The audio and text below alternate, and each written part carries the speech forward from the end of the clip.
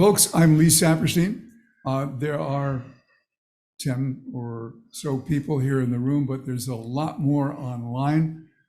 This talk, this presentation forum is being recorded by NCTV 18, whom we appreciate for their help.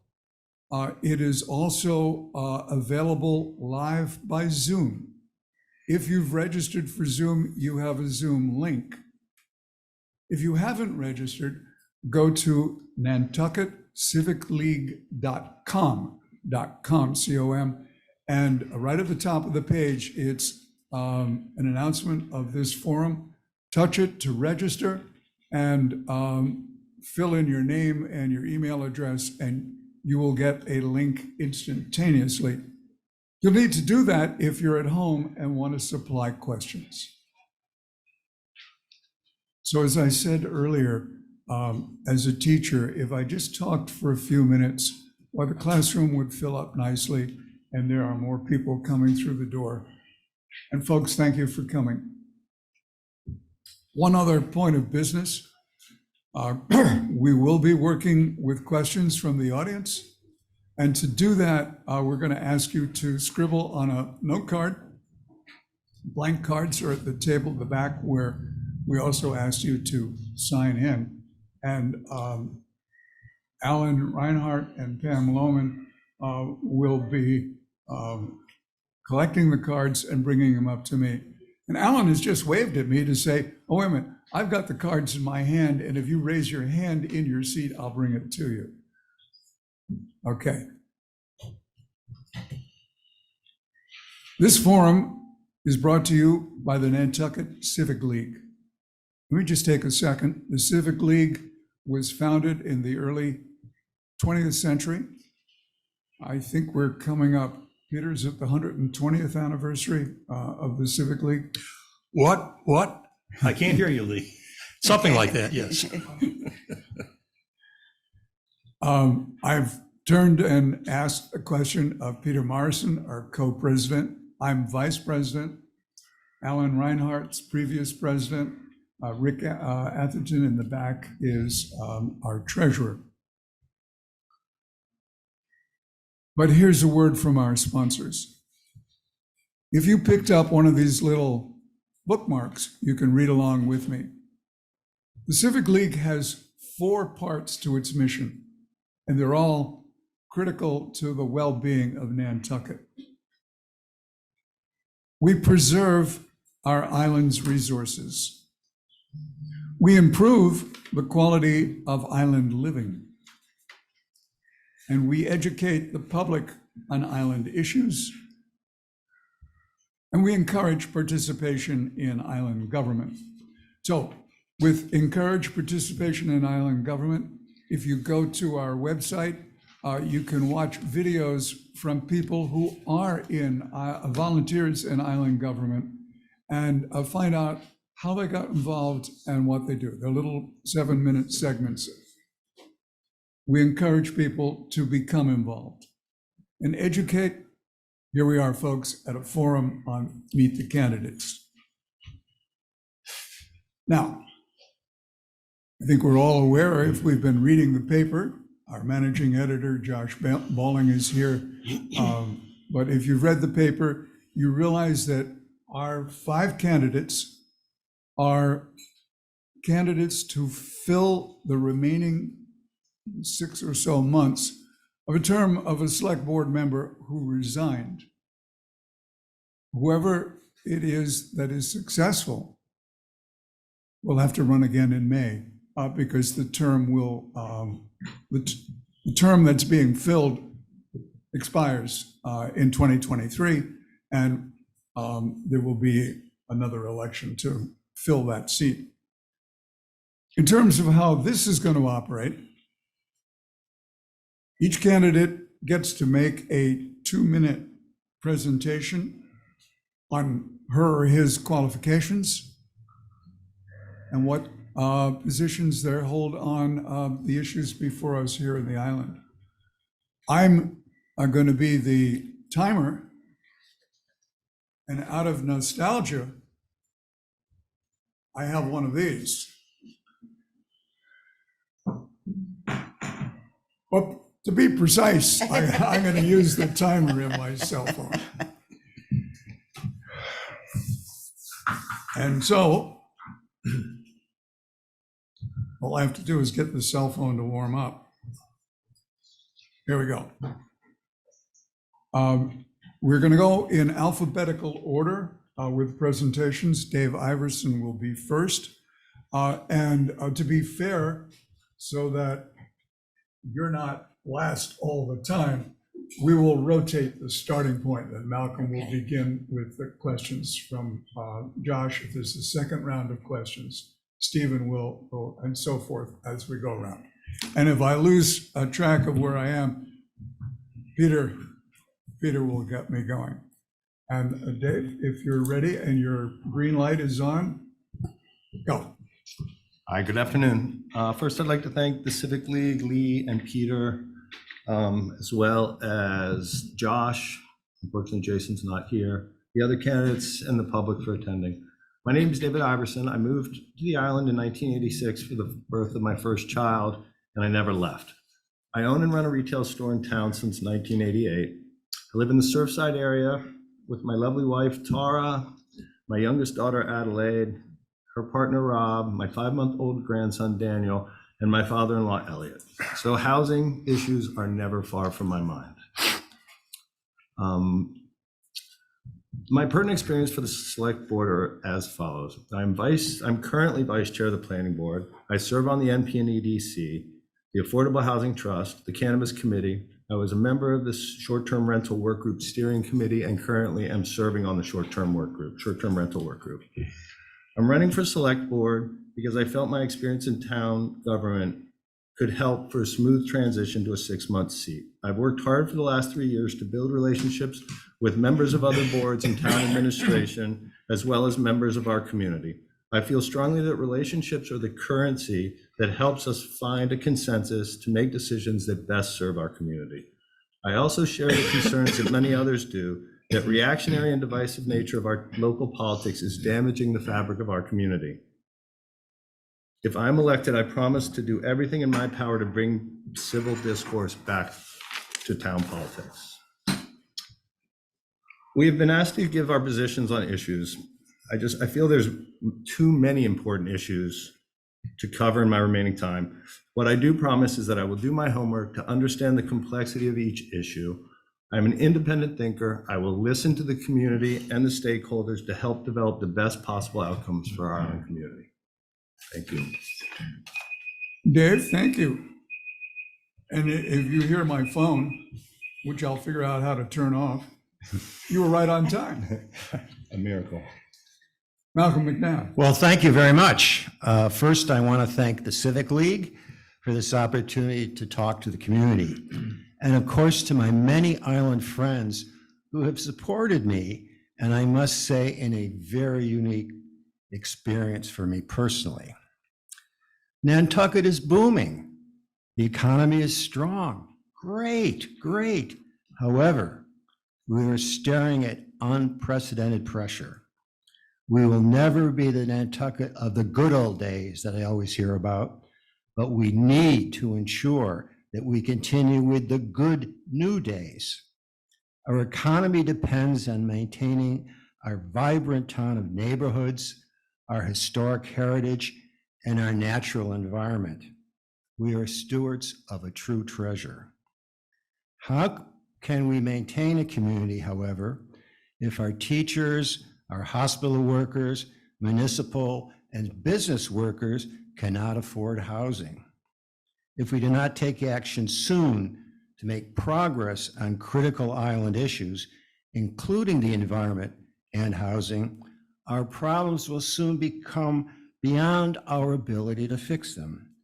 We need to come together and decide what kind of island we want to be, and then make it happen.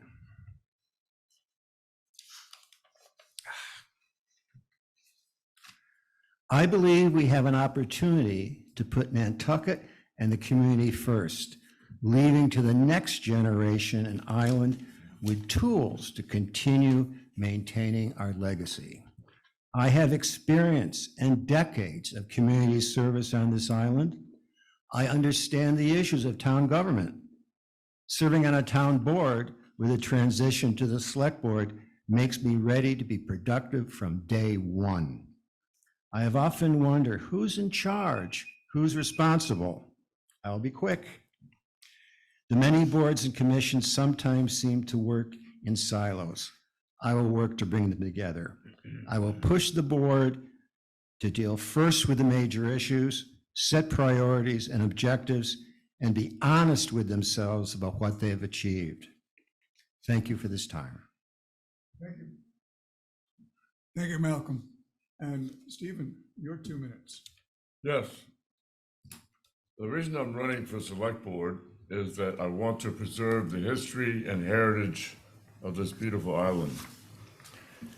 A second reason is that we need to have a plan, a long-range plan that takes into account all the different factions of Nantucket, the Conservation Foundation, the Land Council, the Nantucket Harbor and Shellfish Advisory Board, the Public Works Department. We should be planning where people should be building homes and more infrastructure, not wait for developers to tell us where they want to build it. The third reason I want to run is because I have 3 grandchildren who were born on this island. And for them, I think I can help Nantucket grow. And finally, I think we have some problems in Nantucket among some of the current members of the select board. They vote in lockstep with the city manager. Only one, her name was Dawn Holgate, when the question of the fire chief came up and people wrote in to the Inky Mirror about their opposition to that, wanting to promote an island man for that position. And when the fire department, the whole union wanted an island man for that position, only one of the select board stood up in opposition to that. So something is wrong here. So we need a new select board, not just one of us, but others who I think will join. The Inky Mirror had a little article a couple months ago stating that we need to cast our vote in November and next year for that. And finally, I'm running because I think we have to return to government of the people, by the people, and for the people. My qualifications, I have 3 university degrees, BA, Arts and Science, BS, Business Administration, Marketing, MBA, Finance, all from Lehigh University. I've also studied investment analysis at Bucknell University. I was president of a company in Bridgeport, Connecticut for 7 years, manufacturing company with 400 employees. Stephen. And I worked for many New York Stock Exchange corporations. Thank you. Stephen, thank you. And now Kathleen Richard. Kathleen or Kathy? Kathy's better. Kathy's better. My mother called me Kathleen. She was the only one. Good afternoon, everyone. Thank you to the Civic League. Inquirer Mirrors here, all of you that have attended, who didn't go to Martha's Vineyard for the day. My name is Kathy Richin, and I arrived on Nantucket in 1989 with 2 teenage children. Nantucket has been a good fit for all 3 of us. I enjoyed a long career for the Town of Nantucket Finance Department, where I served as the operation coordinator and risk manager. Now, when you are the risk manager of a town with aging infrastructure, anything that can go wrong will cross your desk. Lots of insurance claims. Over the years, I developed an ability to negotiate with the claimant, the insurance company, the town, to find an equitable solution for these people who may have at one point had feet of sewage in their basement. It was a skill that I feel will be very good and come of good use on the select board, where we need to listen to people, talk, ask questions, and come up with a suitable solution. Now, Nantucket certainly has its array of problems. And I see that as sign that we are a growing community. I look at the high school, for instance, and I wonder, is that going to hold all these kids that are coming up through the ranks? Are we going to have to expand that high school? We are really growing fast. We have the problem of affordable housing. There are people here who are the backbone workers of our community who have a very hard time paying rent. Forget about trying to buy a house. A lot of folks use the food pantry, and a lot of people use the Interfaith Council rental assistance program, whose budget I know is going up this year. That's good. You're welcome to say one valedictory comment. Okay. In closing, I'd like to say that I think that there are a lot of people out here focusing on problems and dividing into camps. I'm not looking to have more problems. I'm looking for us to find solutions. Thank you. Our next step is to ask Josh Balling to ask a question. And Josh, I believe you've got one question that each will respond to. Right, I have a series of questions. It's a question for each of the candidates. We'll go through those and then we'll go on to the next one. Okay. And in commitment to running alphabetical order around the loop, Malcolm will be the first respondent. Not David? No, Because I did mine. Gotcha. he did his opening statement first, and I said If to you'd like to go first. The question is for all of you. It doesn't matter to me. I wished I had a different alphabet. get Go to ahead. Sure. If we've learned anything in the past year or two, it's probably that short-term vacation rentals are a far more complicated issue than we probably thought. Are short-term rentals a problem on Nantucket? Should they be allowed by right in all residential districts? And what regulations would you support, if any? Short-term rentals are a problem. And unfortunately, what very upsets me is the fact that we've been talking about this for almost 2 years since town meeting. And I think the town as a whole, or the select board, and I mentioned before, I don't know who's in charge sometimes, is that really have not taken on this issue. We now have a committee that's supposed to be working on it, but my God, we authorized that committee almost 9 months ago, and it's just starting to work now. To go back to your question, no, we should not have short-term rentals throughout the entire island. And I think you can look at data, both sides of it. I think there's a general sense that short-term rentals are taking up housing from normal people, from our people that are working here on the island. And pretty soon we're going to have no one here. The infrastructure is just going to collapse because we have no one to support it. The hospital workers can't find places to live. The teachers can't find places to live. If we don't have policemen, if we don't have teachers, if we don't have hospital workers, we don't have a community. And I know there'll be arguments about what's the number, how many are there. Right across the street from me, there's a house that used to be a family house. Now it is Airbnb, essentially. There's a house that someone living on this island full-time should be occupying. So it is a problem. And I think we'll let the working group do their task. I wish they'd started a lot sooner. Let them do their task, see what comes out of it, and go from there. And Stephen, I take it the same question. Same question for all. Right.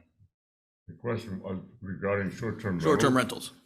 Well, my position on that is that we need to restrict them because it does, as Malcolm said, take up housing that we need for townspeople and summer people and makes it more expensive. We definitely need to curtail short-term rentals by commercial interests. I don't really know the whole extent of the problem, but that's my position. Could I just interrupt for a second? Stephen, could you put the mic a little closer to your, yeah, that way it's Oh, sorry. good, yeah. Yeah. Yes, well, it's a very interesting topic because I think the problem is with commercialization of the short-term rental market. It does I've been looking at the formation of this committee, and I know it took some time, but it seems to me as though it has very good people on it. And sometimes it takes time to formulate a really good committee. And I suspect they'll begin to work and we'll have something to talk about, because right now it's fairly nebulous. But personally, I have a house that I rent out. And we could rent it out short term, but we don't. We have always rented it out year round to year round people, and we make the rent affordable for people to live there. You know, and some people just haven't gone that route. It strikes home for me. My daughter is a manager at Nantucket Cottage Hospital. She and her husband wanted to buy a house. They had to move to Naples, Florida. She comes up here once a month for a week. She has a room in our house. And I just feel as though it really hit home hard for us, because I'm missing watching my grandson grow up. People are looking to make as much money as they possibly can on these Nantucket properties. And it's a shame to see, especially a densely populated neighborhood that's established, have people coming and going and coming and going all the time. I know it throws you off kilter a little bit, but I have full confidence in the people that are on this committee, and I'm very eager to see what they come up with. Thank you. Thank you. Thank you, Kathy. And Dave, it's your turn. First of all, I need to make sure that I say that these are my opinions and not that of the short-term work group that I sit on, because we have some rules of engagement, and I don't want to cross that line. But I feel strongly that we need to regulate short-term rentals. We need to regulate where they are, how many there are, and we need to regulate away the bad actors. That the houses that are party houses, they need to be regulated out of existence, in my opinion. Short-term rentals is so integrated into our daily lives on this island. As far as income, I challenge anyone that earns a living on this island to be less than 1 degree removed from short-term rental income. It's close to 10% of our budget right now, our tax income. So it is so intertwined into our community that we need to be very, very careful about how we regulate and how much we regulate. I fear the unintended consequences of economic ruin for businesses if we're too aggressive in our regulation.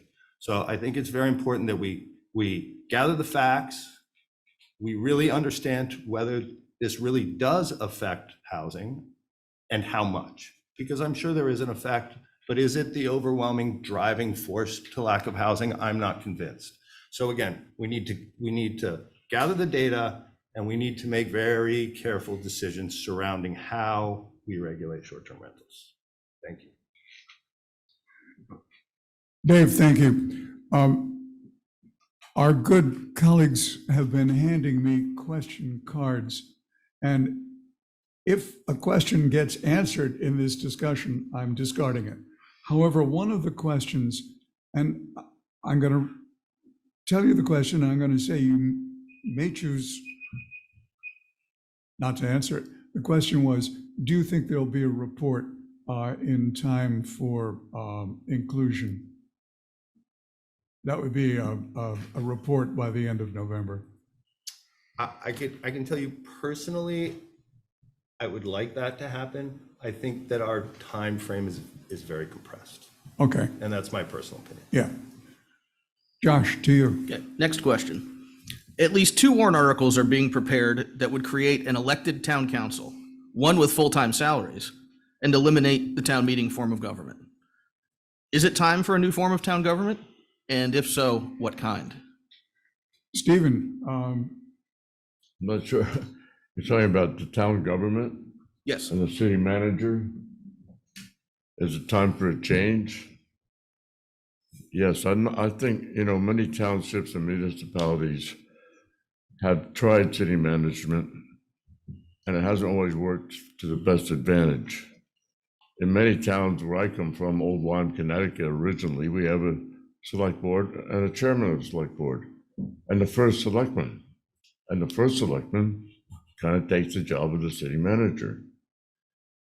So I think I would have to reflect upon the value of a city manager and whether or not we might make a change to a first selectman running the day-to-day aspects of the town management.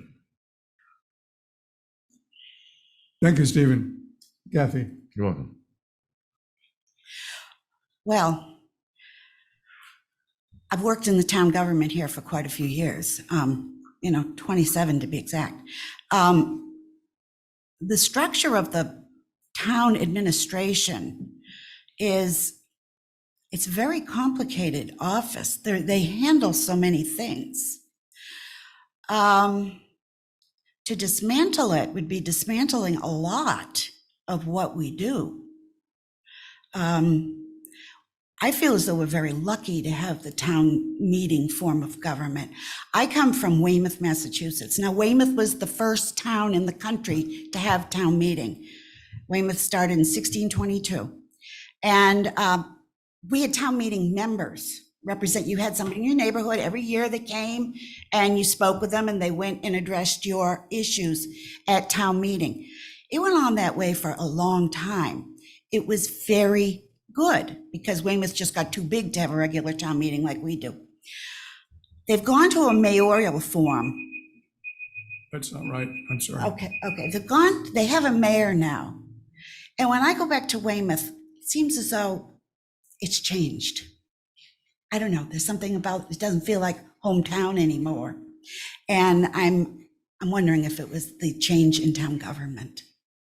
That's my thought. Thank you. And Dave? I think it's worth investigating. I think that we are the masters of our own destiny with town meeting.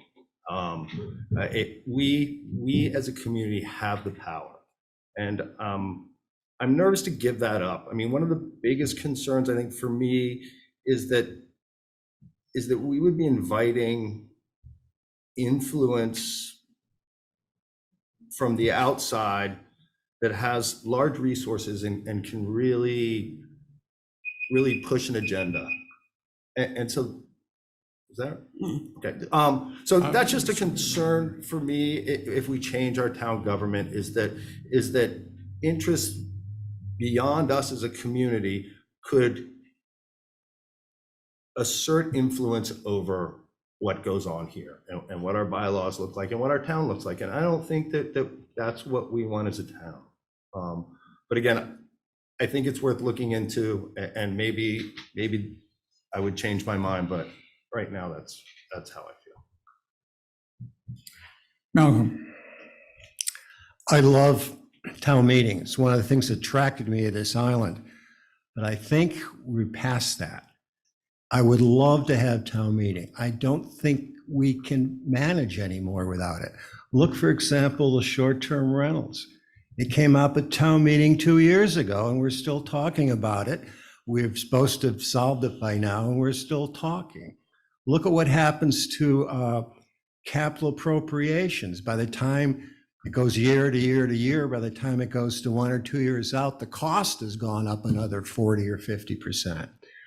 It's not ideal. I would like to see one person in charge. Do I have to stop? No, he's in Malcolm. trouble with I'd like it me to stop because I could go on Lee, all Lee, day. I can handle this if you want. You can, I'm keeping track. I am a cell phone inadequate. Why don't you go back to your old watch? No, I'm about to. I haven't even figured out how to make it stop. Well, I'm going to keep talking, all right? Because I like to move things forward, and that's what I think this town needs to do, is move things forward. Ideally, we'd have a mayor where we'd be elected. If we didn't like him or her, we'd get rid of him. Somebody would be responsible. That's not going to happen. The point is, I said in my introduction, I don't know who's in charge anymore in this town. And it's not going to be from town meeting is a nice idea, but nobody's in charge. We need to have it more concentrated. Unfortunately, we have a town, a population, problems, things that need to be done, not talked about. And I don't think we can do it anymore with the present form of government. Thank you. Josh, you have another question, or Stephen, have you had your chance? I think, yes, he did. I've nothing more to say on that Okay. subject. Okay. Okay. All right. Is the town doing enough to plan for the future? In what ways could it do more? And what are the most pressing issues facing Nantucket over the next 2 decades or so? Kathy? Okay, well, there certainly are issues that we're facing. I think I'm sorry. Well, there's an issue right there that needs Yeah. to be fixed. Yeah, I think the timing issue is off. Okay, I think that we need to be looking at the water quality of our harbor. I think we need, in how many years did you say, 10 years? 10 to 20. 10 to 20 years, what's the harbor gonna be like? Now, I don't know if how many of you saw the proposed water level in the next generation coming up, where they had pictures of the ocean coming in and first floors on Main Street were underwater. We need to take a look at this. I don't think, I came in on the boat yesterday. The darn jetty was underwater again. I just feel as though we have to take a look at protecting the downtown. I don't know what it is. I've seen a program in Europe where they had these, like, they're building these huge walls sorts of things to try to divert the water away from their cities. I think it's a huge problem. Without the harbor, we really won't exist any longer. And I mentioned it before, I'm concerned about the size of the Nantucket High School. I really feel as though it's tight in there. And, we built the intermediate school, we expanded CPS. I think that, people are gonna have to start looking at the high school growing. I just feel as though affordable housing is huge. My hat's off to the Affordable Housing Trust Fund, because they did it about 20 years ago, nothing happened. And now these people are coming across with properties, and they've taken over from CPC, I know. They've taken over Habitat for Humanity and Housing Nantucket. And it's really good to have that group. We need affordable housing. People are having such a hard time with their living conditions. As I said before, the backbone of the workers here are having a hard time with housing, food, fuel, and we need those people. We need those people to have a good quality of life. Am I done, Peter? You can have a valedictorian question. A valedictorian? A valedictory. A valedictory speech. I just think that we have to be proactive here. Another thing that we need to plan for the future is there are areas of this island that do not have fire hydrants. And I think it's a shame if we wait until Tom Nevers burns down to do something about it. The house burnt down a month ago up by Dionis Eel Point Ray. We had a house in Tom Nevers burned down, big house, gorgeous house, burned to the ground. You have to go to Sconset to get the water to pump on it. We need fire hydrants. It's archaic not to. I think that's a big problem. I'm done. Kathy, thank you. And with apologies to all candidates and the audience, I didn't know that my cell phone would retain timer 1, timer 2, timer 3. And when I was shutting it down, it went back to timer 2. I've turned that all off. Dave, your turn. Let me just repeat. Future, 2 decades. Yeah. Thoughts? 2 decades is a long time. Listen, I think that we have so many things that we need to deal with. Seawater rise, our infrastructure as it is associated with the seawater rise. I think housing, again, is a huge issue, and how we house everyone that has a need. I mean, it's easy to get funding to house people that are at 80% AMI. but defined housing for people that are 150 to 200% AMI. We call it the missing middle, which is the firemen you're talking about, or the health workers at the hospital. That is an ongoing challenge. And I think the Affordable Housing Trust is doing a very good job looking towards the future. But as we get farther out, I think we're going to have to look at development and how we deal with that. We won't have much land left that's not developed, so we're going to have to look at redeveloping and how that fits into the island. The dump is a concern, not in 20 years, more like in 2 years. We need to look at that. We need to understand what we're going to do with our trash when the last bag is full, and what we're going to do about the dump when it's inundated with water. I just think there's so many things that need to be looked at planning that far ahead. The master plan is in the works now. That's done every 10 years by planning and the NPNEDC. It's a little lag because of the census data, but if nobody has read our master plan that exists now, I suggest they read it and get involved as we create the new master plan. Thank you. Thank you, Dave. Speaking as a member of the Nantucket Town Association Local Plan Work Group, there are ways into the master plan close to where you live through your town association.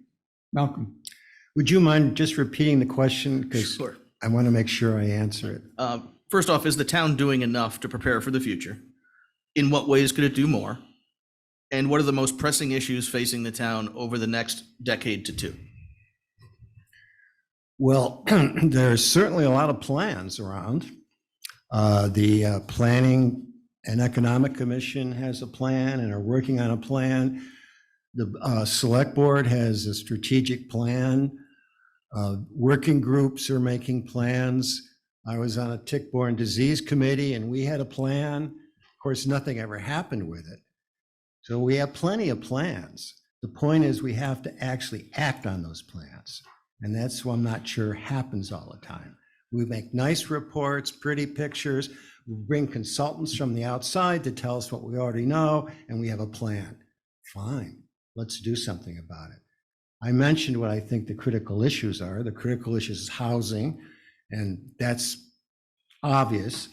And we can't forget about our environment.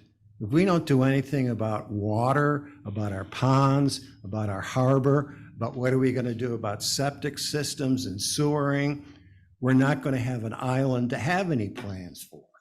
So in 10 years from now, that's what we have to concentrate on. Thank you. Thank you, Malcolm. And Stephen. Well, I think that one of the biggest problems facing Nantucket is the issue of climate change. We need to protect Coatue Beach, the North Shore, against erosion. We need to protect the Great Point Eastern Beach against erosion to preserve our harbor. One way to do that is to follow the plan that New York City has established, the Billion Oyster Project. They're now starting oyster reefs along all of New York Harbor in all 5 boroughs. We have a little project here on Medui Creek, building an oyster reef, but it has to be extended to the North Shore, Coatue Beach, and the Eastern Shore.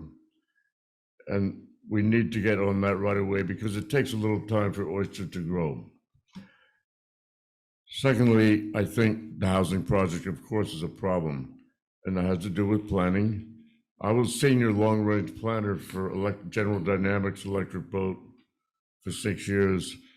One of my jobs as director of corporate development for Callahan Mining, for Stauffer Chemical, for Pittsburgh Coke and Chemical was planning, long-range planning. But to make a good plan, you have to involve the community, all the parts of the community, the Conservation Foundation, the Public Works Department, the Land Council, and anybody else who should be involved. Those are the big issues. The biggest, I think, is climate change and building oyster reefs to protect our Coatue Beach and Eastern Shore. Stephen, you rang a familiar but very old bell. I think one of my first underground jobs was with Callahan. Really? Idaho? Callahan Mining, yeah, Idaho, Coeur Yeah. d'Alene, Silver. also Alaska. Silver. I get underground and it's a whole new world. But everybody knew everybody and everybody worked together. It didn't matter who you were or what your politics were. It was look out for your partner. You address people as party. Okay. I think, Dave Josh, it's Iverson on is you. next. Next question. Nantucket firefighters and the firefighters union have said for over a year, if not longer, that the fire department is dangerously understaffed. Do you believe that to be the case? And what can be done to remedy that and staffing in general around the town in a community with an affordable housing crisis, as we've all just talked about, and a high cost of living? I think we're back to Dave. I, to be completely honest with you, I don't know enough. I don't want to wade into the fire department issue. I don't know enough, and I don't want to say something that's untrue. But we have a problem retaining employees here on the island, and I think that Nantucket is a difficult place to live. It's an expensive place to live, and housing options are terrible. They're getting better, but they're terrible. So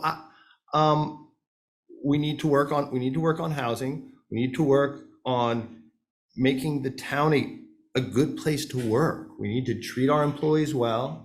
We need to respect them. We need to pay them well. I don't think it's, and I'm not saying that we don't, but I think that is what is going to help us retain and gain the employees we need at the fire department. That's all I really have to say on that. Malcolm. Well, I think you have to listen to people and listen to the people working for you. It doesn't mean they're always correct, but if the fire department and the fire union are saying that they're understaffed and need more help and support, you have to listen to them. And if they're true, and in fact, we do need to give them support, that obviously is a high priority issue. And maybe we have to look around and decide what else we don't want to do. I've never been in an organization that's never had enough people or enough money, at least according to the people in the organization. The way you handle that is you look and say, okay, if this is important, this is what we're going to do first. And if this is not important, we'll either won't do it or we'll do it last. I think you have to listen to people, listen to the fire department, the union. If they think there's a problem, listen to them, challenge them, and if they're correct, do something about it. Thank you, Malcolm. Stephen. Well, the fire department in Nantucket, the union, did not want an offshore new chief of the fire department, but the town management went ahead and hired an offshore fire department chief. The fire department in Nantucket says they don't have enough manpower, they don't have enough equipment. That takes money. It seems to me it's time for us to look at the land bank, who takes 2% of the sale price of every home or property in Nantucket. And they've been doing this for quite a few years. And now the price of housing and land is very high. So it's a different story today. They're taking in a lot of cash. I think we bought enough land on the shore of inland in Nantucket, enough farmland. Yeah, we probably should be buying more waterfront property, but we should talk to the land bank and possibly have some of those funds diverted to the town for its needs of the fire department, etc. It's time to look at that issue. That's all I have to say about that. Thank you. Kathy. Well, I think there are a couple of issues that are working against the fire department. Number one, if they need help, there's no help to be had. You have to wait for people to come by helicopter, plane, or boat, which we've seen with the Veranda House. And I think the same thing with the house out on Eel Point Road. So They're very self-reliant, isolated. And I think one of the problems that perhaps happens, and I'm not positive, but when I used to work for the town, the same guys who are in the firehouse getting ready to be out to go fight a fire are doing ambulance runs. They're all EMTs. So if you call an EMT, you may have a couple of firefighters, most likely are the people that are going to come to your house because they're doing the ambulance runs. So if there's a fire at the same time, those two guys are on an ambulance run, not ready to go fight a fire. I think that the town would be wise to separate out the firefighters and have a separate group of EMTs manning the ambulances so that there are firefighters ready to be called into action, not out transporting. And I will say, they are wonderful EMTs. I've had contact with them and they're fabulous, but they are firefighters, EMTs. I think we need two groups. Thank you, Kathy. Josh, have you got another one? I do. What should the role of the select board be, if any, in the protection of the Sconset Bluff and Baxter Road? And if elected, how would you work to untangle the knots that they're currently tied up in? Thank you. Malcolm. Well, there's certainly not knots, but there never should have been any knots in the first place. It's a very unfortunate way this all came about. I think the select board is in charge. The select board's accountable, and it needed to support the Conservation Commission in their decisions. I'm not sure what else you want me to say. I think it's a mess. It was unfortunate, but the people with sponsoring the geotubes, for example, they did not comply with the regulations. They did not comply with the orders of the commission, and the select board needs to support that decision. Because if you look at the science, I hate to use the word science. Everyone uses the word science to defend themselves. But if they look at the data and the information, the Conservation Commission was absolutely correct in their decisions. Thank you. Stephen. Well, I think the Yankee Mirror reported that the people in Wisconsin have apologized to the Conservation Foundation about the sand problem on the geotubes. And the judge voted for the conservation to have them removed, even though Arcadia said that was a good idea to help protect the bluff and not have to move Baxter Road, although we might have to do that. And we should extend the geotubes. It makes sense. I don't know what position the select board has on it. I think maybe it's time with climate change and the problems facing us for the next couple of decades with ocean rise and erosion, we might need to consider hiring a civil structural engineer to work for the town who knows all about soils and that sort of thing. It would probably cost less money in the long run to have our own civil structural engineer in the town of Nantucket to look at these problems. May I add one sentence to what I said? Sure. Is that correct? Sure, because we're actually ahead of time here, well, particularly with our fifth candidate not present. Oh, I love to talk. Can I can, I know that, but all right. Well, what was very interesting to me in that whole process is we ended up depending upon lawyers to solve our problems instead of having a rational discussion to solve our problems. I think it's getting to the point where everything a commission does or the board does or a working group, whatever it happens, it always ends up with a lawyer and in court. So maybe the solution to everything on this island is we get rid of all the boards and all the commissions and just have lawyers run the town, because that's what's happening. I thought you were going to quote Shakespeare in Henry VI, Part 2. First, we kill all the lawyers. No, but I mean, that whole episode is to me an example of the dysfunction that we're dealing with right now, where there's a lot of information, a lot of bias, a lot of emotion, but no one really sat down and talked to each other. Okay. I think it's Kathy's turn. Yeah, Josh, can you do that question again? It was regarding the select board, I thought. No, it was Baxter Road, wasn't it? Yeah, and But Baxter the Road. select, right. What should the role of the select board be, if any, in the protection of Descanso Bluff and Baxter Road? And how, if elected, would you work to help untangle the knots that the whole issue is currently tied up in? Well, it is a mess, but, you know, the geotubes have to go. We live 30 miles out to sea. We have big storms. There is going to be erosion. There's going to be buildup here, erosion there. Now, some years ago, when I was the risk manager for the town, I was involved with the select board and other groups. And they brought in golfing specialists and all sorts of specialists because they were ready to relocate Baxter Road through, I think it's the 5th hole of Sankaty. It was ready to go. There is a plan. They even had a fellow who was an expert on the where golf balls go. And they were going to put up a wall so that cars driving through wouldn't be hit by golf balls. It was almost the Keystone Cops, but it was what was necessary.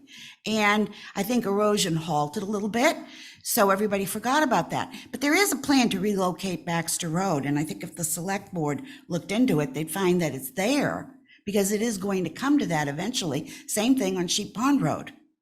We looked into that many years ago, planned to move it over to the right. Now they're having trouble out there again. So I think that it's inevitable that eventually Baxter Road's going to have to be relocated in. I can't see those bluffs being rebuilt up. And again, I just don't think they can. So that's my feeling on that. Thank you. And somebody put me back straight, but I think, David, it's your turn.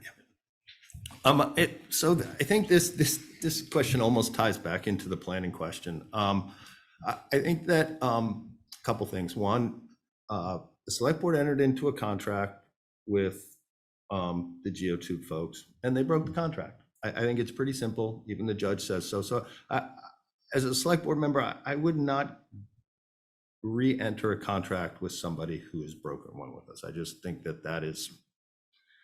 that's a bad idea. But I think the bigger problem with this is how we deal with this in the future. This is not going to be the last time that we as a town have to deal with losing roads and infrastructure. As the water rises, this is going to happen again in other places. And every town along the East Coast is going to have to deal with this. If we as a town have to pay to give access to properties that aren't accessible, we will go bankrupt. So I just think that I'm not sure what the answer is, but the select board will need to be really smart about how they do this, because I think it is going to lay the groundwork for how we make these decisions in the future and other roads on the island. So I think what we do here is very important for the future of Nantucket. I strongly believe that the geotubes most likely should stay until we have secured access for the houses that remain there. I have a hard problem spending tax dollar money to save 15 or 20 houses. I think that the other 1,500 houses that are paying property tax probably are going to have a problem with that as well. So I just think we have to be smart about this. I think that we need to keep the geotubes in place until we secure new access and new infrastructure for those houses. And then I think the geotube should be removed. Thank you. Josh, next question. And it'll be Stephen to start. Right. We've talked, and so several of these questions already, the answers have brought up housing. What, if any, municipal taxpayer-funded solutions would you advocate to create affordable housing?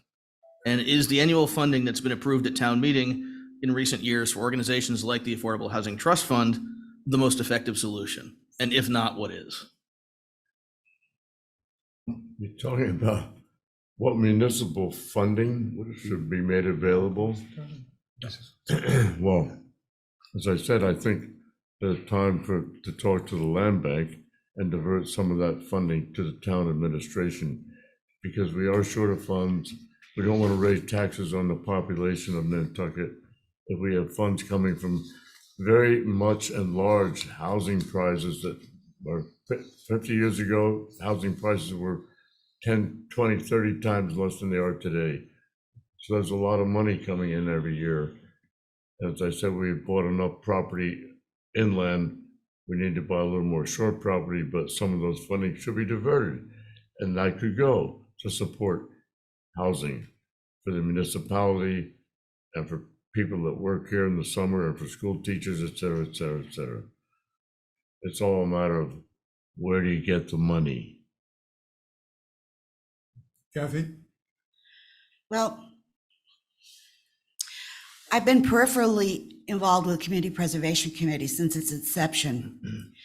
And they have done some remarkable things. Sachem's Path came about because the CPC funded the infrastructure and the permitting for that development to come in.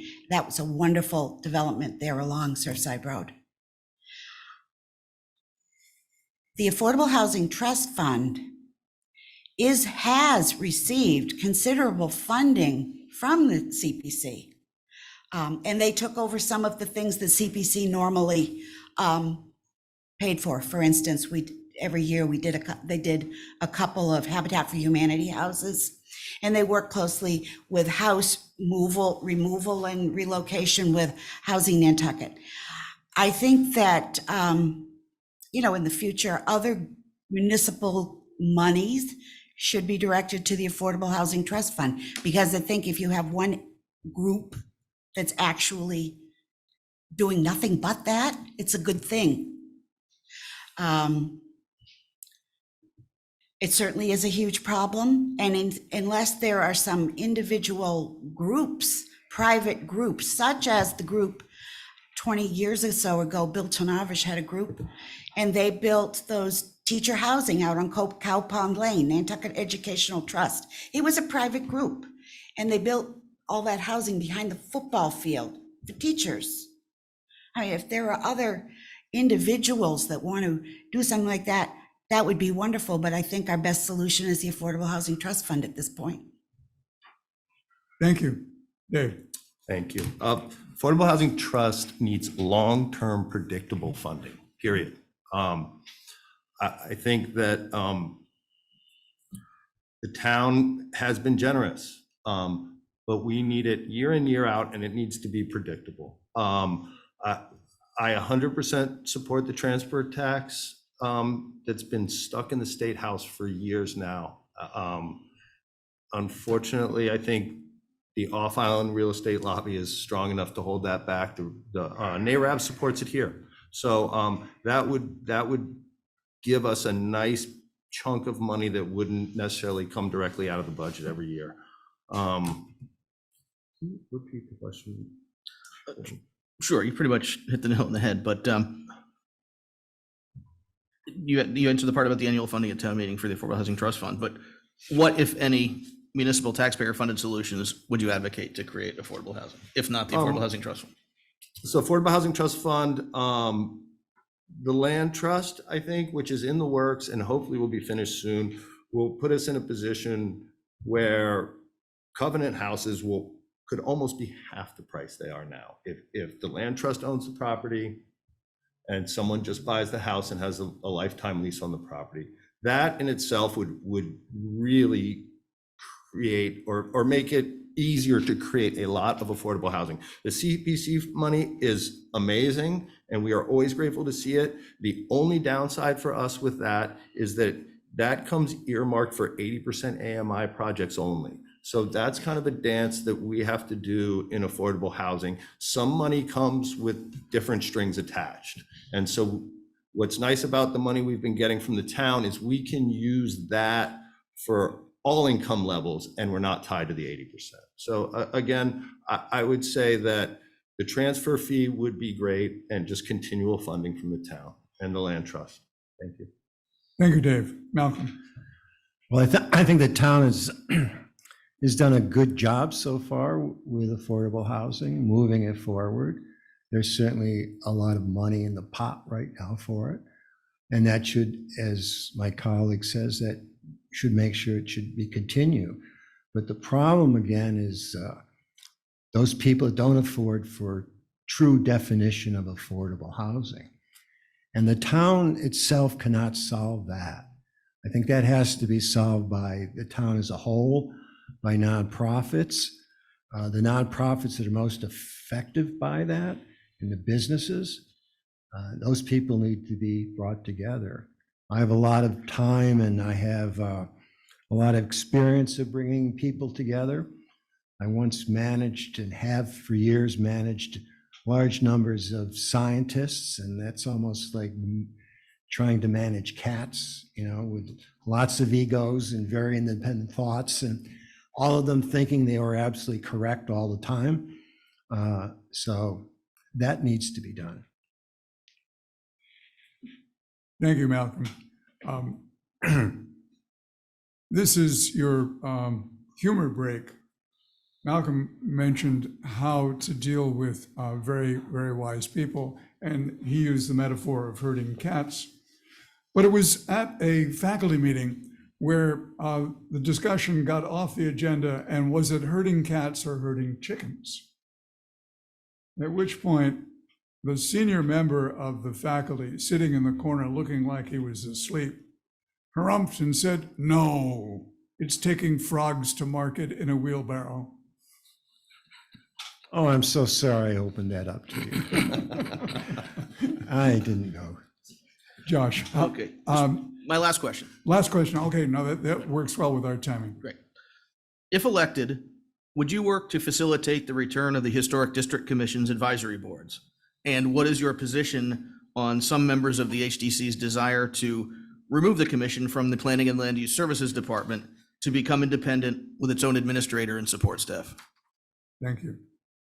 I think it's Stephen is next. Kathleen, I believe. Oh, I Yeah. am. Okay, I'm sorry. You may want to read it again. No, I got it. I got it. Well, that was a big question, because the HDC certainly does hold a tremendous amount of power in terms of development here. I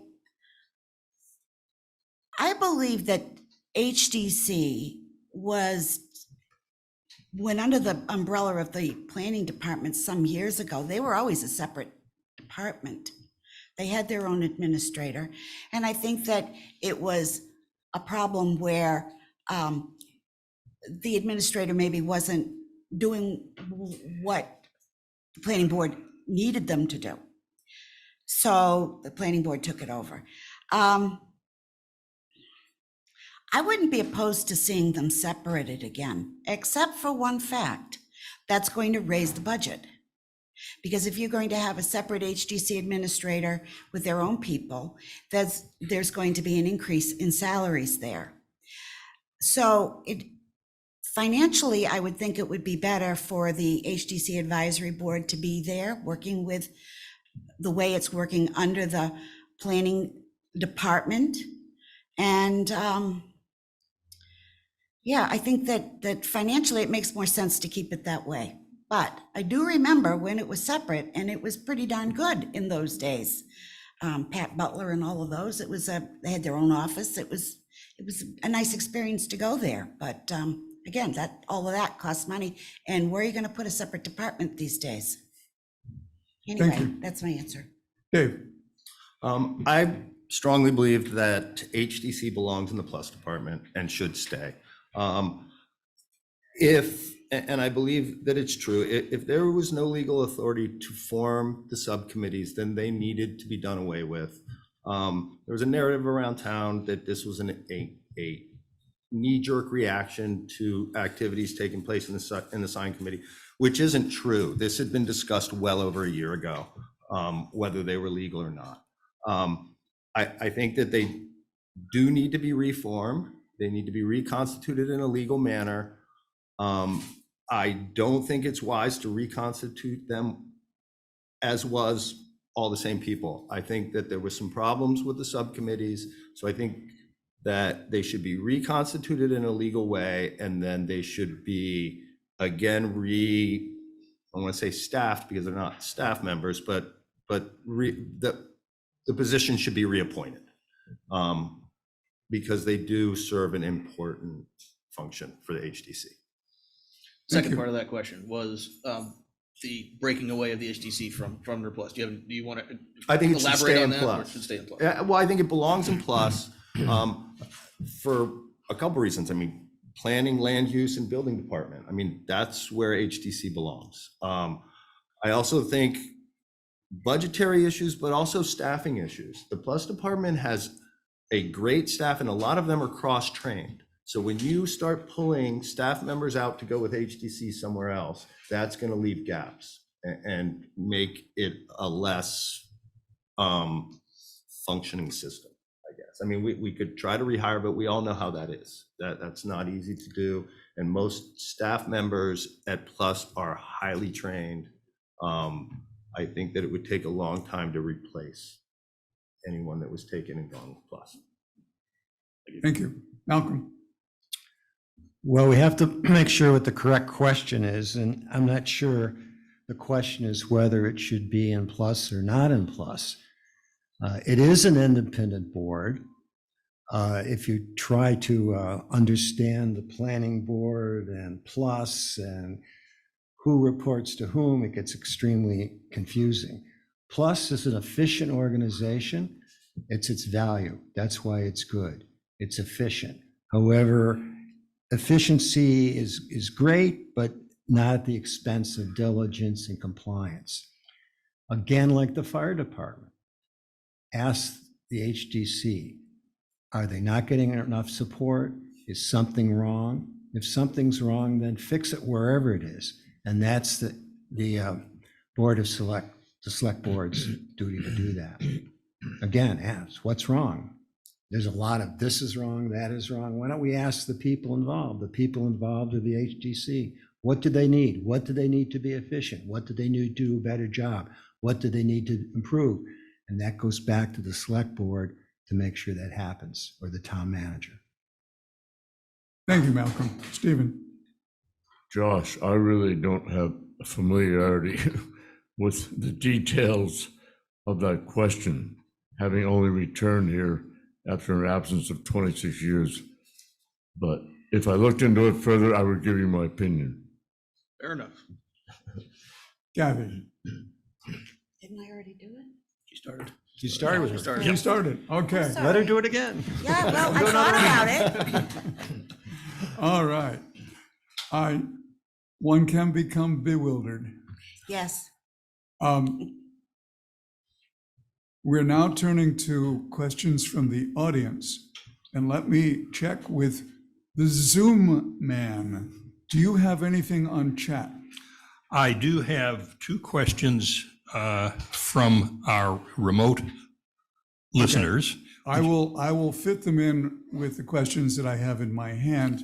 Our helpful volunteers have been handing me the cards, and I'll be reading them out as they were handed to me. So it's sort of priority order is simply how I receive them. The first question, the questioner says, a show of hands is all we need. So it's going to be easy. No order, just raise your hand. If elected to fill the term, will you be running for a full term in May? Raise your hand if you'll run for a full term. Yeah, I will. You understand that? And you're not- I will not run for a full term. Okay, so we've got 3 hands up and one, and one. I will. Yes. Thank you, Dave. Yep. Was that clear? Yes. The next question I recognize as one that was in the paper. And let's see if It should start with Dave Iverson. we start with Dave. Yeah. Do you support changing how some members of the NP and EDC are appointed or elected? It's the Nantucket Planning and Economic Development Commission. Do you support changing how some members are elected?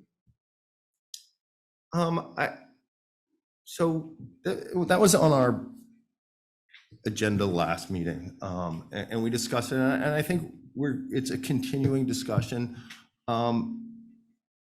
Personally, right now, I don't. I think we should remain the way we are, but as the discussion develops, I may change my mind, but I think now, I think that it should remain the way it is.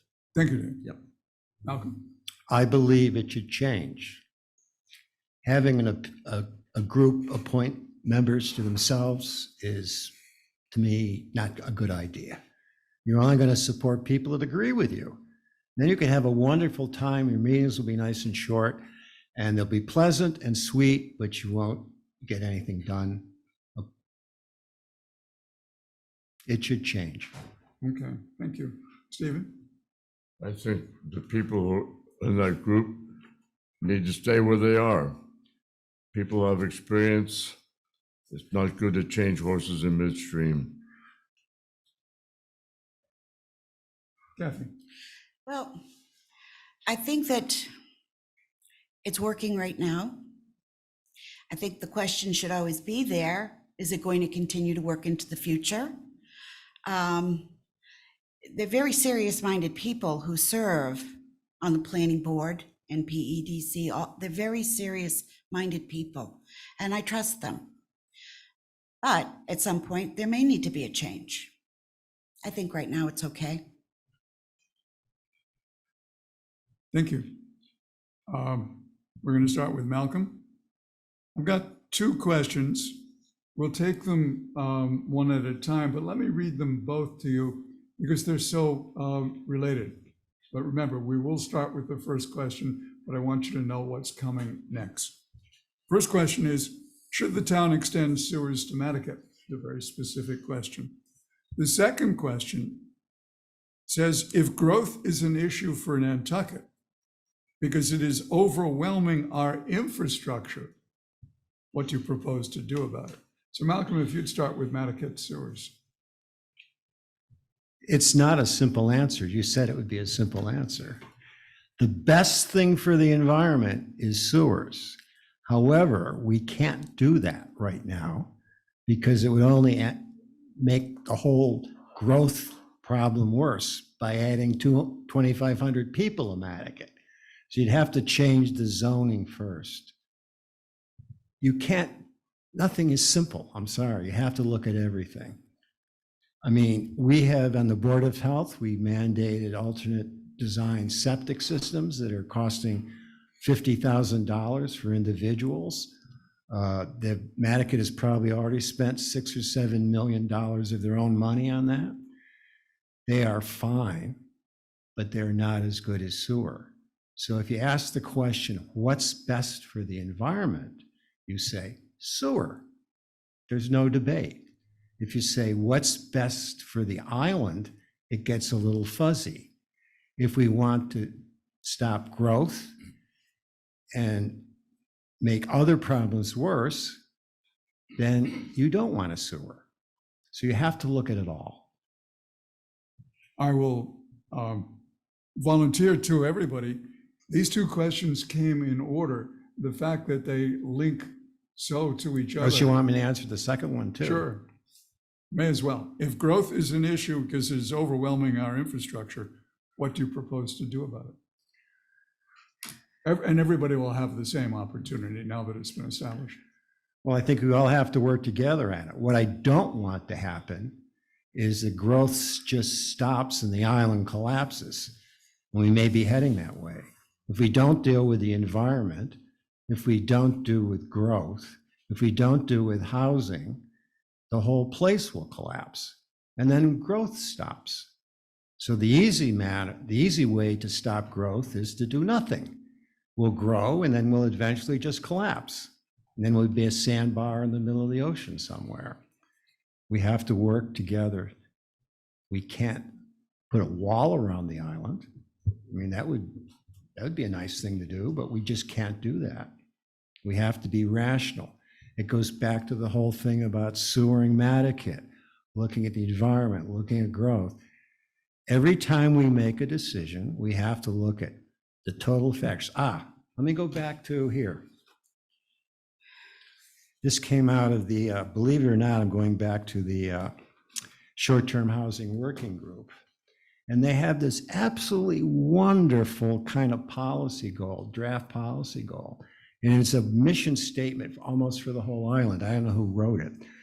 Preserve Nantucket's unique character and traditions, neighborhoods, sense of community, and quality of life. If every board on this island, every committee on this island, every nonprofit on this island, before every meeting read that statement and said, what we are going to do today, what we're going to work on is preserve Nantucket's unique character, traditions, neighborhoods, community, and quality of life. I wished I could give you a simple answer, but we have a treasure here, and to maintain it, it takes a lot of work. And I will do my best. Could you repeat that last? I said I will do my best. Thank you. Thank you. And thank you for your statement. Stephen, you understand it's a two-part. It starts with sewers in Nantucket and then extends into if growth is overwhelming Growth our and infrastructure, what are we going to do about it? Well, sewage in Nantucket, that's a specific question. It is a very specific question. I don't really know about the sewage problem in Nantucket. I do know that we haven't finished the sewer system along Nantucket Harbor. It's only 1/3 finished. And we still have a lot of septic tanks on the other 2/3 out to Walwinet. And we need to probably finish that sewer system. I don't know about the sewer system in Nantucket. If there isn't one, I guess we probably need one. I really think we're probably at the position about the other question, where we need to hire a civil structural engineer who's familiar with urban planning, somebody who's an expert at that kind of thing, instead of all of us neophytes second guessing what we ought to do about engineering and infrastructure and growth. It's time to have a civil structural engineering department. There's no engineer in Nantucket at all, as far as I know. And put that problem and those kind of problems, the growth versus infrastructure, to a specialized engineering department. Thank you. Kathy? Okay, I think that if they put the sewer into Nantucket, yes, there would be room for growth. However, we had a sewer disaster not that many years ago in the dead of the winter when the sewer line went down over by the yacht club. And that hasn't been completely rectified yet. We have a huge sewer project going on this winter, and that's going to go from C Street and it's going to meander. I know it's going up Winter Street. I don't know the exact route, but it's going to end up out on South Shore Road. I say let's put our focus there first so that we don't have a terrible disaster taking place with the C Street pumping station like happened, was it 3 or 4 years ago, remember? It was January when goes- we weren't here. Oh, well, when he wasn't here, it happened. And it was one of those moments when Nantucket pulled together. It was a moving thing. People came and helped those guys that were in the hole. It was 9 degrees. And, but I diverge. Let's get this big sewer project done first. See how the system is holding up with that, and then look at Nantucket. I think it's premature to look at Nantucket until that's done, hopefully by next summer, I hope. Okay, and growth and infrastructure. Well, I think that what I just said was, let's see how the infrastructure is going to hold when this sewer system is completed. Yeah, I was the risk manager for a long time. The biggest percentage of our claims were septic backups, and they weren't septic backups on people's property. They were coming from the lines in the street. And so I think it's vital to see how the infrastructure holds up when that project is completed, and then take a look at going into other areas. I'd love to see it come to Tom Nevers, but right now that was a very scary thing when that whole area was pumping into the ocean in the dead of a winter storm. That was bad. Thank you. Dave? So for the first question, Malcolm was spot on. I do strongly believe Nantucket should be sewered, but not before zoning changes take place that preserve the character of Nantucket. We don't need to add bedrooms and people to Nantucket. I think that it's a beautiful part of the island. It should be preserved. And if we can do that through zoning, then I think that sewer is appropriate out there. The second question, I'm sorry, was infrastructure and development? The questioner poses the issue that growth is overwhelming our infrastructure. And infrastructure is anything that is built that helps to maintain the structure, infra being below. And it's electric supply, it's communication, and of course it's water and sewer. The problem with quelling development and building is, if you ask most people what the most pressing issues we have on the island, most what I hear is development and affordable housing, right? So every move we make to quell development is going to make housing more expensive.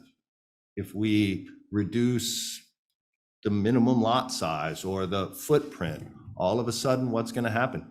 Property is going to get more expensive.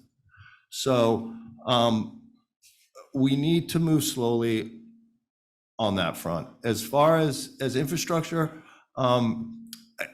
really there's only one piece of infrastructure I think that we're really at odds with, and that's roads. We can't expand them, we can't widen them.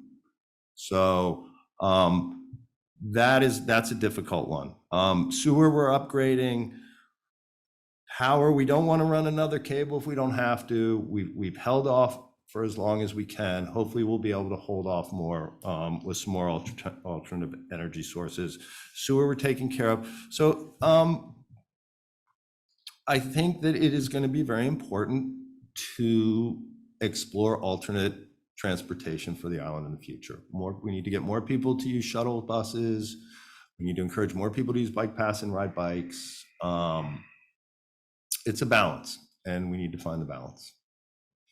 Thank you. I think I've covered everybody because Malcolm started this one. Very simple question, but not a simple answer. And Stephen, you'll begin with, do you favor paid parking downtown? Paid Parking, parking. yes. And it's parking. not a nickel in the parking meter. There are lots of Yeah. there are lots of technologies for paid parking. But the question is, do you favor paid parking downtown? Well, usually municipalities put in parking meters because it's a source of funding. It's also restricts people on the time they can stay at one specific spot when they go shopping.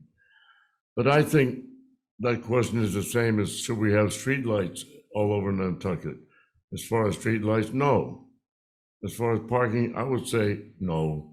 It changes the character of the town. It changes the heritage and the history and what Nantucket is. No paid parking. Thank you. Kathy? No, I'm not in favor of paid parking. We have paid parking out on, over by, across from the American Legion. That's bad enough.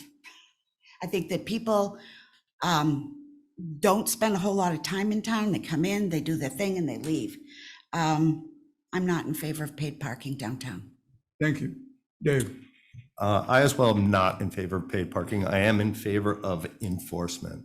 This summer, enforcement was like I've never seen it before. I work downtown every day. There was more parking available than I've ever seen during the day. So I think that enforcement can take care of that problem, and we don't need paid parking. Thank you. The ultimate word. No. Got it. Did you want to expand on that? No. No, it's no. We may have covered this one. I'll read it out, and if people want to answer, go ahead. But I think we've already discussed, do you favor a new form of town government? Please tell us why. Remind me, but We did that. We did that one. In terms of structure of this meeting, I've got two more questions, and then each of you will have 2 minutes give or take, or as surveyors say, more or less, to make a final statement. Lee, let me just remind you, we have a couple of questions from our remote viewers anytime you want to take I'm them. glad you did that. Why don't you read one out? Okay, I'm going to start with a question. You have to listen carefully because it has a hypothetical. And the hypothetical is the alternative forms of government likely to be submitted as articles at the 2023 town meeting.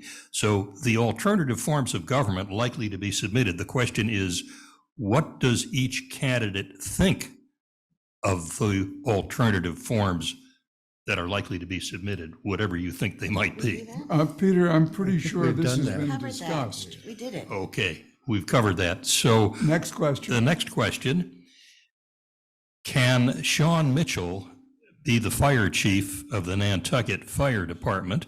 And could we have a mayor? Okay. I'm going to amend that question. It's an old legal and Latin term, ad hominem. We try to avoid ad hominem references. Should the deputy fire chief would be much better than naming a name. And so could you read that again with the title rather than the name? Sure. Can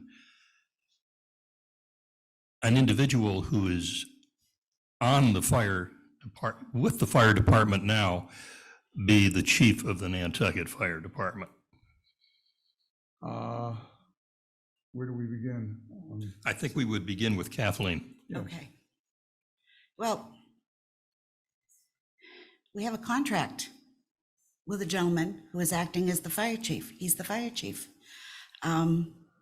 If he leaves or when his term is up, then we could look for someone else. But I mean, the town has entered into a contract with this man and he needs to run the department. Dave?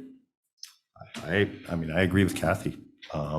If that spot becomes vacant again, I would support him entering in his name for the job.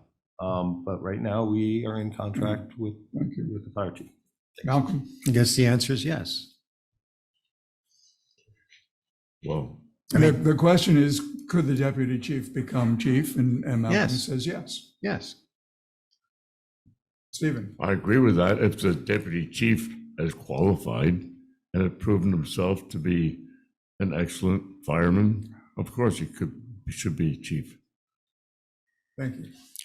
I did it. You did it. Okay, Dave, you're going to begin. And I'm going to translate this question into a very general one. Our island home. The issue is new or rebuild, new location, existing location. Have you given it thought? I can answer that. I think that it should be relocated. I mean, I don't believe it is wise to invest that much money that close to the water. And the people that are in that deserve a nice new facility in a good, safe place. Thank you. I agree with Mike. Thank you. You've had a lot of experience with this one too. I know a great deal about this, but I agree with Dave. Yes. Stephen? Well, as far as I know, the ground level of our island home is pretty much above the water level near the creeks. So I don't think flooding is going to be an issue there. I think also that the people in our island home have a beautiful view of the harbor. They're people who deserve to spend the time they have remaining in their lives to have that kind of beautiful view. I don't think it should be moved. I think if there needs to be addition, we probably, I don't know the soil conditions there. That's why we need a civil structural engineer. But I would prefer to have our island home stay where it is. Another reason I'd like it to stay where it is because the place behind it, the Landmark House, I'm constructing it myself, an outdoor art park, which I think would be available to people in wheelchairs. It will be for outdoor poetry readings, plays, music, whatever. I think it should stay where it is. Thank you. Kathy? Well, the building doesn't pass state laws, code, the way it is. I can't imagine how they could renovate it. They are not meeting the state rules. And as I get closer to wanting to having maybe visit there sometime for a long term, I'd love to have the view, but I would also really like to have a building where if I needed a nurse, I could wave and they would see me. The way that building is spread out, it's not appropriate, and I think it should move. Thank you. And the final question. And let's see, it begins with Malcolm. Should you be elected, would you support a change in the residential exemption? Rule. Real estate. It's a law. Eligibility is the word I'm Yeah. looking for. And the questioner wants to know whether we should recertify every 2 years or 3 years to make sure that the residential exemption is going actually to people who live in their houses. I think that's a great idea. Good. I think that would be smart to recertify. Yes. I Stephen? agree with Malcolm. Good idea. Yeah, I think it is. And, people have had it for 25 years and, they may be living in Florida and renting their house out, but still getting the residential exemption. So I think that's a good idea. Good. Dave? Agree. All these sorts of programs need to be managed. As the hour moves on, the answers get shorter. Or maybe it's the quality of the question. And so Well, the answers are easier as I. to these particular questions. And we now come to a final closing statement. And I think it's David? David started. I started. I think it's think- Malcolm. Is that I it? think I Did you do the started. last one, Malcolm? It Yeah. doesn't Yeah. matter. He started, so. You're gonna go. All right, well, It's 2 minutes, and we've said that we would be going until 4 p.m. It's now 3:05, but I think holding to 2 minutes is still a good idea. that would be nice. Thank you. Well, again, thank you for the Civic League, and thank you for all listening to us all this afternoon. I'd like to say first that I obviously don't have all the answers. Like when I was asked how I would stop growth, I'm not that smart. So I would need a lot of support and help with that. But this is my pledge to you.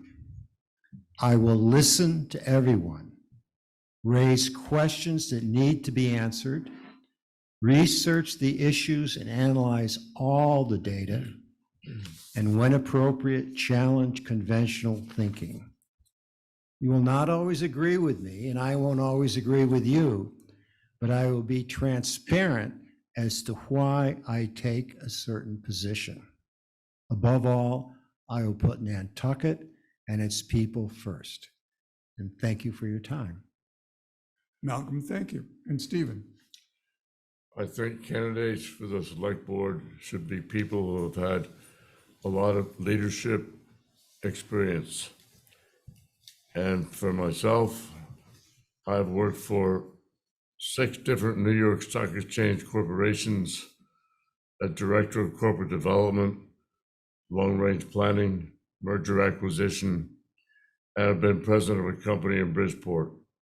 I was also a Navy carrier pilot, Lieutenant JG, in the Korean time of war. I've had a lot of experience, executive experience, and actual on-the-ground experience with many companies. And I think for myself, I would be an ideal candidate. Thank you. Kathy? Well, my experience since 1989 has been with the town of Nantucket. I've worked for the town. I've been retired from the town. I stuck with the job for a very long time. I promise that if elected, I will stick with the select job and see it through. I will work as hard as I can to come to generous and equitable solutions for problems that we are faced with. Those of you who might know me know that when I dig my feet in, I stay stuck. Christmas pageant directed for 20 years. We're trying to bring it back in December. I've been a faithful volunteer at the hospital thrift, Festival of Wreaths, Festival of Trees. I've, for many, many years, worked for the town clerk at voting and at town meeting. When I start to do something, I stay with it, and I promise you, I will give this my all. Thank you. Thank you. Dave? Thank you. I have not prepared a closing statement. I think most everyone knows where I stand on most of the issues after the questions. But I would just reread the final paragraph of my opening statement. Is that I promise that I will do all the homework to understand the complexities of all the issues. I'm an independent thinker. I will listen to community members and stakeholders to help develop the best possible outcomes for our island community. Thank you. Thank you. And I'd like now to thank our candidates for exposing themselves to these questions. It's a virtual bearing of the chest to speak out. Yes, okay. I'd like to thank the people who have attended, and that includes those of you in our remote audiences. And with that, we are adjourned. Great inquisition. Thank you. Good luck, my friend.